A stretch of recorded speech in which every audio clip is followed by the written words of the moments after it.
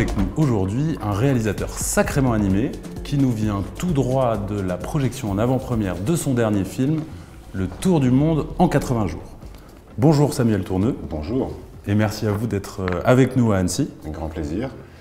Comment ça s'est passé cette projection déjà? Puisque vous en sortez tout juste. C'est ce que je vous disais juste avant d'arriver. J'ai pas eu le temps de recueillir les impressions des spectateurs parce que voilà, je devais me rendre ici avec plaisir. Écoutez, je crois que j'ai entendu des rires, donc ça c'est bon signe.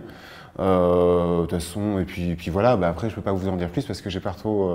Alors, vous n'avez pas recueilli leur impression à eux, mais quelle est votre impression à vous, là, en sortie d'avant-première? Ah, moi je trouve ça un super film.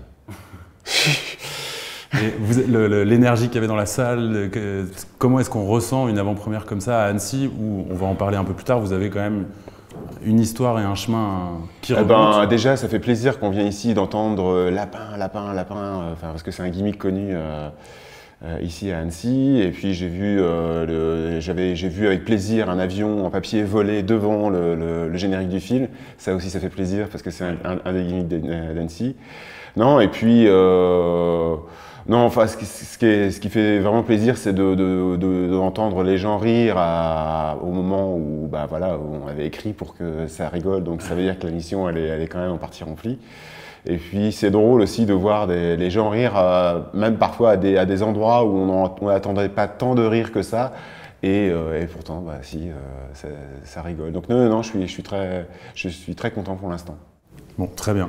Et alors, si votre rendez-vous avec nous n'avait pas été prévu pile là, comment est-ce que vous faites pour recueillir les avis du public? Vous allez vous glisser dans la foule?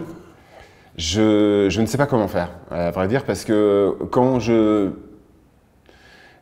il y a déjà eu des avant-premières pour l'équipe, donc voilà, et puis j'ai essayé de recueillir déjà les réactions des membres de l'équipe, mais bon, déjà c'est pas une audience, comment dire, objective. Mais bon, je suis la dernière personne à qui je peux recevoir ça, parce qu'à chaque fois on va dire c'est bien, c'est vachement bien ce que tu as fait. Mais en fait, ça se trouve, il me demande, je ne sais pas en fait. En fait, il faudrait que vous vous déguisiez pour aller demander. Il faudrait que je mette un nez rouge peut-être. Ouais. Bon, on va y penser pour la prochaine fois. Ouais. On va remonter un petit peu dans le temps, et en l'occurrence jusqu'en 1998, l'année de vos premiers pas sur le Festival d'Annecy. C'est vrai. Est-ce que vous pouvez nous en dire un peu plus? Pourquoi vous étiez là, et puis qu'est-ce que vous avez ressenti, on va dire, dans cette étape marquante? Je connaissais pas en fait le festival d'animation d'Annecy, bien que pourtant j'étais étudiant j'étais étudiant à cette époque-là, j'étais à Superfocom à Valenciennes, et je venais de finir mon film d'étudiant qui s'appelait Vache Folle. Et qui était sélectionné sur le festival. Moi j'étais super, je suis un festival, tiens. Voilà, un festival, sans savoir que l'aura d'Annecy était effectivement très grande. Moi ce qui m'apportait à l'époque, c'était le festival Imagina, souvenez-vous.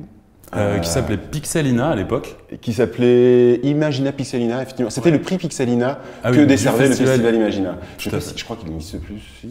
C'était la section animation du festival de Monte-Carlo, je crois. C'était à Monte-Carlo à l'époque, après c'était allé à Paris. Enfin bref, tout ça pour dire que c'était, voilà, moi c'était ma fenêtre sur le monde de l'image de synthèse, parce que c'était ça qui m'intéressait à l'époque.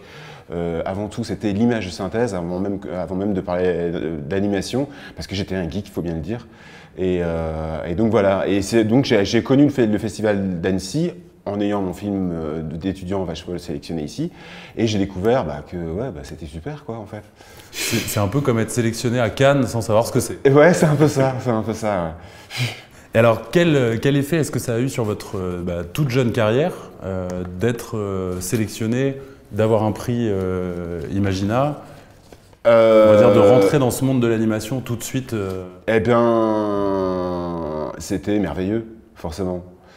Moi, en fait, quand je suis venu à ce métier, donc comme je vous le disais, c'était l'image de synthèse qui m'intéressait.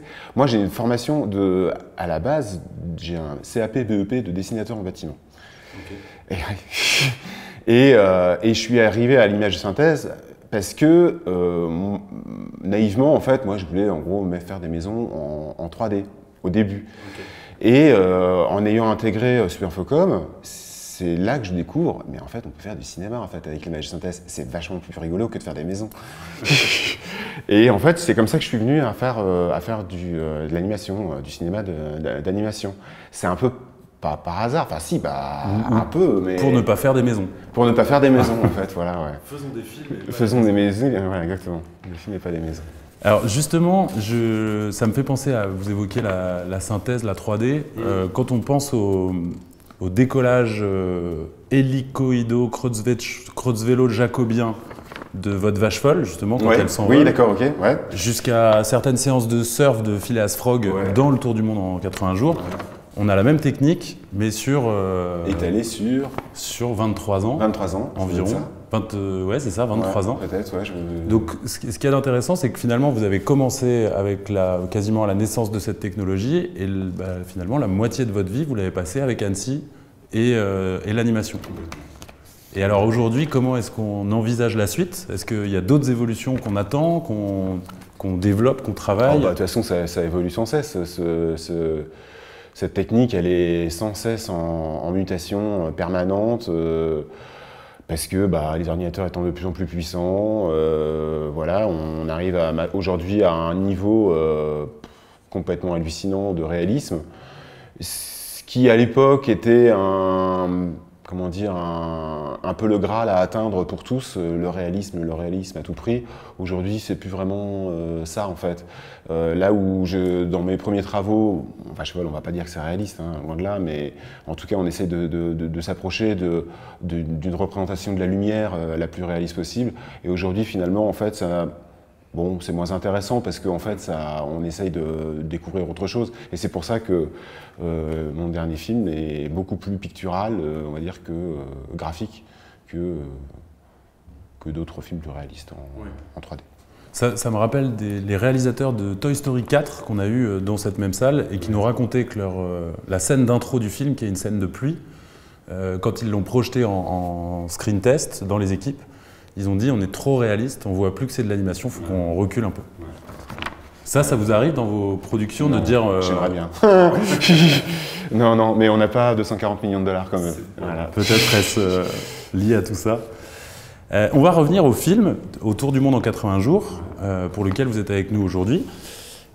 C'est une avant-première dans les séances d'Annecy s'anime, donc qui est destinée au grand public du festival. Est-ce que vous pouvez nous raconter ce qui a donné naissance à ce projet ?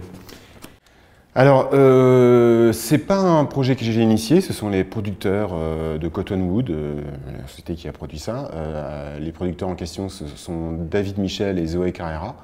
C'est eux qui m'ont appelé en mars 2016 avec un outline, c'est-à-dire un document de 7 pages, qui racontait l'histoire d'un petit singe passe-partout qui était le valet de Phileas Fogg, la grenouille. Donc déjà, j'avais déjà cette contrainte, on va dire, que c'était avec des animaux qui étaient Phileas Fogg et Passe-Partout.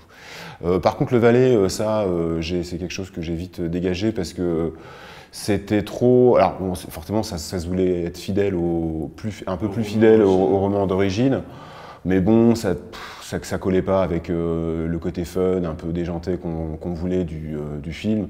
Donc voilà, c'est devenu plus un buddy movie de copains un peu mal assemblés qui vont faire cette aventure ensemble. Alors, quand on rend visite à un tel classique, qui en plus a déjà été retravaillé ici à droite, à gauche, forcément on a envie d'amener une touche personnelle ou quelque chose. Comment est-ce que vous vous y êtes pris là pour, on va dire, décortiquer ce classique et en faire une œuvre bien à vous? Alors, je vais dire un truc. En fait, moi, quand j'ai lu en fait, Zoé m'a appelé en mars 2016, avant de me donner ces 7 pages dont je vous ai parlé. Elle m'a dit, bon, il faudrait que tu lises le Tour du Monde en 80 jours. Sans me dire de quoi il en retournait ou quoi. Enfin, si, à part qu'il y avait un film à faire dessus, bien sûr. Mais je ne savais pas encore quel serait l'angle ou quoi. Et j'avoue, je me suis pas mal ennuyé en le lisant. En le lisant. Moi, le rythme est extrêmement lent, le personnage il est très froid et un peu grincheux de Phileas Fogg.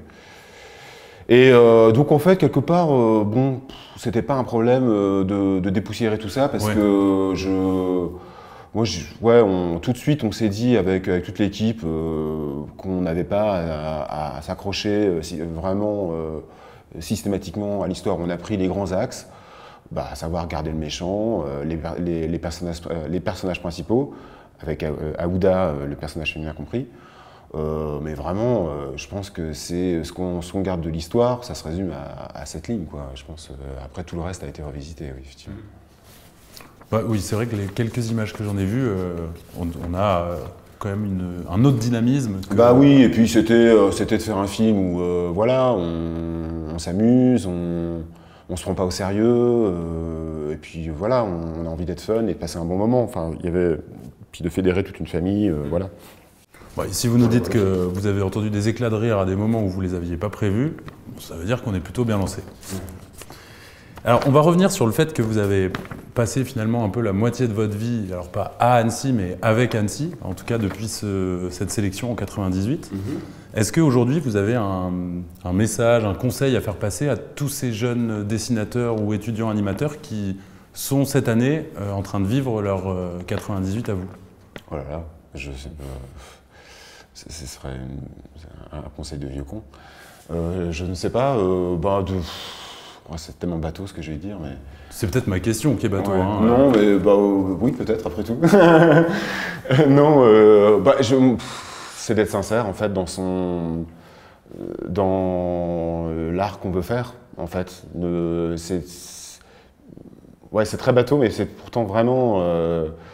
c'est tellement important de pas trop essayer finalement de plaire aux autres, déjà se plaire à soi-même, artistiquement parlant, je veux dire. Et voilà, de croire en sa bonne étoile, en son dessin, en son histoire, en son voilà. Et alors, si on posait la question à Samuel Tourneux en 1998, lui demandant un conseil pour Samuel Tourneux en 2021, qu'est-ce qu'il vous dirait, Samuel? Change rien, vas-y, continue mon bonhomme. Alors, maintenant que le Tour du Monde est bientôt en salle, est-ce que vous avez d'autres projets qui sont déjà activés pour faire le tour de la planète animation autrement? Est-ce qu'il y a des choses qui vont vous faire revenir l'année prochaine déjà ou... Peut-être pas quand même, hein, parce que quand même le temps d'engager un projet, quand même, ça prend du temps. Mais oui, j'écris des choses en ce moment. Je m'étais promis, en fait, juste après qu'on ait terminé le film, c'était en avril à peu près, après la dernière séance de son, je me suis dit, bon allez, ça y est, maintenant, là j'ai du temps pour moi, je vais pouvoir écrire, revenir à mes projets, à moi et tout ça, et puis finalement j'ai rien fait. J'avais rien fait, l'envie n'était pas là, j'avais peut-être besoin de souffler un peu. De souffler un peu. Et puis voilà, j'ai laissé passer 1 mois et demi à peu près comme ça. Et puis là, l'envie est revenue et je suis en train d'écrire avec grand plaisir des histoires bien différentes. Des histoires drôles, des histoires moins drôles, des histoires même tristes. Et puis voire même des trucs atroces. Mais moi j'aime beaucoup ça aussi. Affaire à suivre alors. Voilà. Eh ben, un grand merci Samuel d'avoir... Juste un truc, oui. C'est que moi, s'il y a une année que je retiens surtout à Annecy, ce n'est pas celle de 98, c'est celle de 2006, je crois, où j'avais mon cours qui a été primé ici, même Les Pigeons au Paradis. Ouais. Et ça, c'était un souvenir bien plus... plus marquant encore. Plus marquant pour moi, oui, parce que recevoir un prix ici, c'était... Parce que j'avais été sélectionné avec mon film d'étudiant, je n'avais pas eu de prix. Et là, par contre, avec mon cours, j'avais été au deuxième cours. C'est amusant que vous en parliez parce qu'en ce moment, en séance événement, alors pas en ce moment même, mais cette semaine en séance événement, il y a un film qui s'appelle « Même les souris vont au paradis ». J'ai vu ça. Alors, est-ce qu'elles vont croiser vos pigeons? On verra. Oui. En plus, je dois rencontrer j'ai vu l'un des producteurs de ce projet-là, je dois le rencontrer demain, je crois. Donc, bon, vous parlerez souris et pigeons et on a hâte d'avoir la suite de cette histoire. Ça marche. Merci beaucoup en tout cas. C'est moi. Et puis à très bientôt à Annecy. Très bien.